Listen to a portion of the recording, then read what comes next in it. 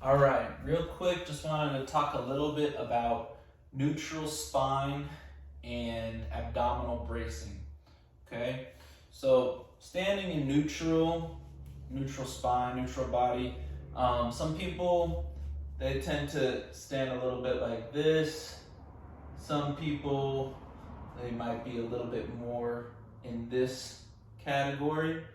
Okay, so we want to be somewhere with just a normal curve in the low back and not too much of a kyphosis like that. Okay, that might be why for some people it's hard for them to do the foam roller, because their thoracic spine or their mid to upper back is kind of tends to be more in that kyphotic or that kind of backward curve position.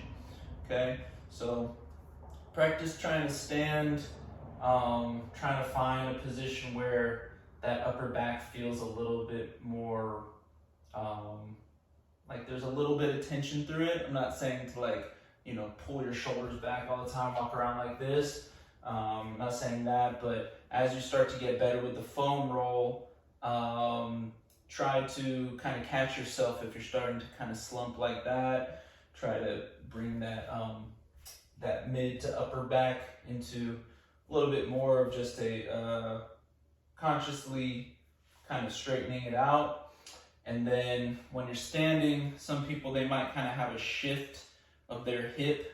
Maybe they might stand with like one hip popped out or the other one popped out. So what I want you to do is kind of find that medium there where you're not just kind of hanging out in your hip like that, okay? Or that way, hanging on your hip. That could potentially be causing some issues when it comes to the hip.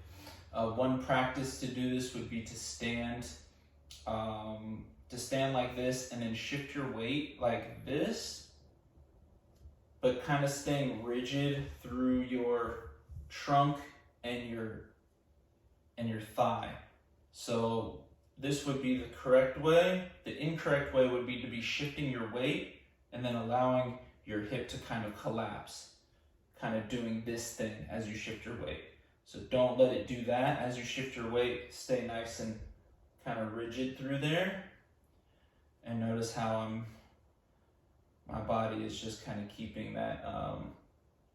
If you were to look at me from the side too, my spine is not really changing either as I'm doing this, going side to side. Okay, but the wrong way would be go over to the side and kind of let the pelvis kind of shift or let it pop out. So that's it for that. And then also want you to, actually I'll do this in the next video.